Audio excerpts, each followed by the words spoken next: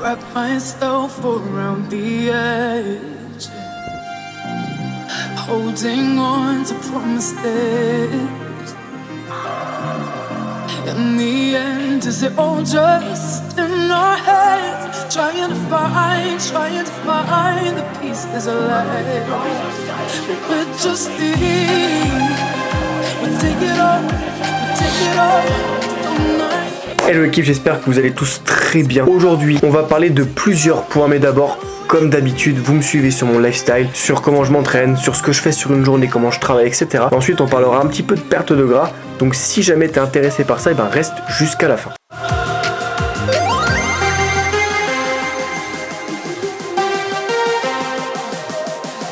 C'est toujours mieux. Je me pose la question quand même en coaching. Tu peux pas dire aux gens on va travailler glutéal quoi. Non, c'est sûr. Non, en fait, c'est... Non, oui, bien sûr.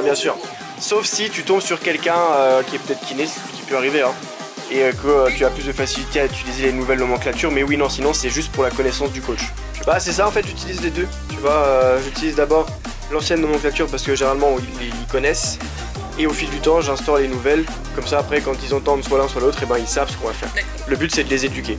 Voilà. C'est ce qu'on m'avait appris en BPGEPS. On est éducateur sportif, donc on éduque nos clients, tout simplement. Question. Oh, vas-y. Pour la question 12, il n'y a que 3 réponses. Moi, j'en ai eu 8. T'en as eu 8. Bah, quel muscle compose les fessiers? Ouais. Qu'est-ce qu'il y a à la fesse? Vas-y, détaille-nous tout. Bah, du coup, j'avais mis grand, moyen et petit glutéal. Ok.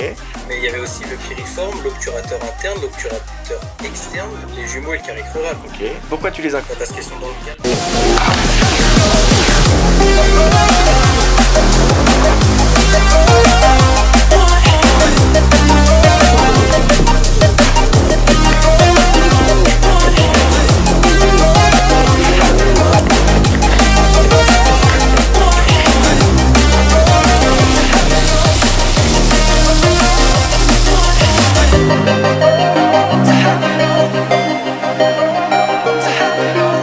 Bon l'équipe, je dois vous rappeler quelque chose qui est pour moi extrêmement importante.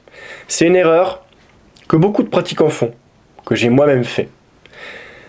C'est une erreur qu'il faut éviter de faire. Lorsque vous voulez prendre de la masse musculaire, donc créer du tissu musculaire, de la viande, arrêtez de faire des prises de masse en mode bulky, comme on entend beaucoup sur les réseaux. C'est éclaté au sol, ça sert à que dalle, vraiment, c'est nul, fuyez ce truc, c'est affreux. Vous n'en tirez aucun bénéfice, que ce soit bien clair, aucun. D'ailleurs, quand vous faites ça, vous vous exposez au risque de ne pas progresser, voire même de régresser, et je pense que c'est pas ce que vous cherchez initialement. Le truc, c'est que quand vous mangez beaucoup, vous avez un très gros surplus calorique, vous allez faire beaucoup de gras. Ce gras, il va faire monter le poids sur la balance, mais ça va pas être du tissu musculaire.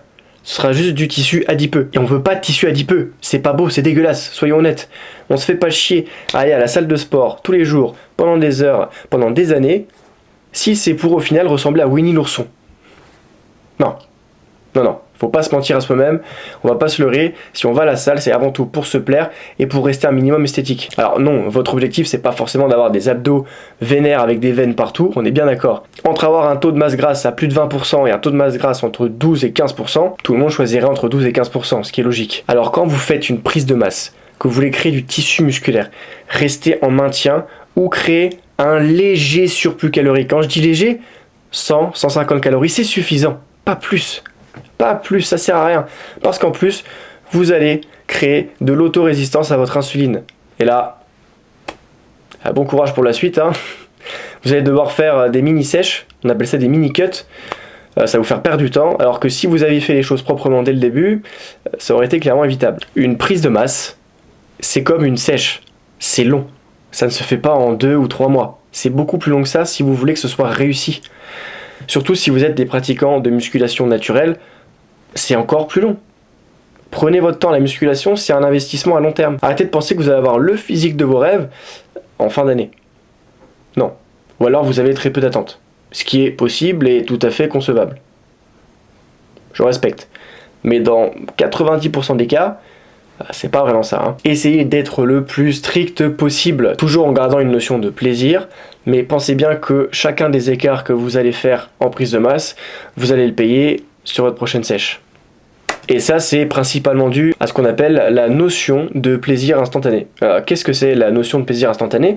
C'est tout simplement le fait de céder à une envie particulière, par exemple sur de la junk food, pour avoir cette satisfaction instantanée. C'est-à-dire que lorsque vous allez acheter votre fast-food préféré, vous allez avoir un plaisir instantané, vous allez kiffer ce que vous mangez, vous allez éprouver peut-être un peu de bonheur, vous allez libérer de la dopamine, mais ça dure qu'un temps. Une fois que vous avez terminé de manger votre repas, généralement on culpabilise un petit peu. Comme son l'indique, ça ne reste pas. Il faut savoir se poser les bonnes questions. Plutôt que de se dire ok je vais manger un tacos, dites-vous plutôt ok je devrais peut-être manger moins gras. Et vous verrez que cette notion de plaisir instantané elle va diminuer au fil du temps. Vous serez beaucoup plus régulier dans votre diète, beaucoup plus régulier dans vos entraînements, vous aurez plus de résultats, plus de motivation. Alors avant de passer à l'acte et de détruire votre diète et votre estomac, essayez de prendre un petit peu de recul, juste pour être sûr que ce soit vraiment ce que vous voulez faire. Et je vous assure qu'à long terme, vous me remercierez. C'est d'ailleurs pareil pour la perte de gras. Évitez de créer un déficit calorique ultra important dès le départ en vous opprimant sur la diète, parce que généralement vous ne le tenez pas. Ce qui en soi est logique, si vous passez de 3000 calories à 1700, ça va d'une part vous faire tout drôle et je suis pas sûr que vous puissiez le tenir sur le long terme. Alors c'est une technique qui pourrait fonctionner si vous êtes un pratiquant ou une pratiquante avancée, et surtout si vous ne le faites pas durer très longtemps. Ok, ça on peut s'en servir comme ça. Mais sur une perte de gras, sur la finalité et d'avoir des abdos assez visibles, ou pourquoi pas de descendre à 10% de masse grasse, voire un peu en dessous, vous verrez que c'est pas viable.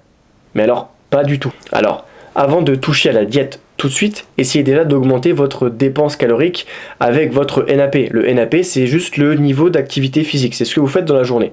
Ça peut être de la marche, des travaux, du jardinage. Lorsque vous êtes assis, que vous travaillez, vous brûlez quand même des calories, etc., etc. Donc avant de toucher à la diète, essayez d'augmenter votre NAP. Faites plus de sport de manière plus régulière. Essayez d'intégrer peut-être un petit peu de marche ou un petit peu de cardio. Et vous verrez que vous allez donc dépenser plus de calories. Et ces calories-là qui auront été brûlées en augmentant votre NAP, vous serez quitte de les récupérer en diminuant la diète. Ce qui va vous permettre de manger toujours la même quantité, ou en tout cas potentiellement la même quantité qu'habituellement.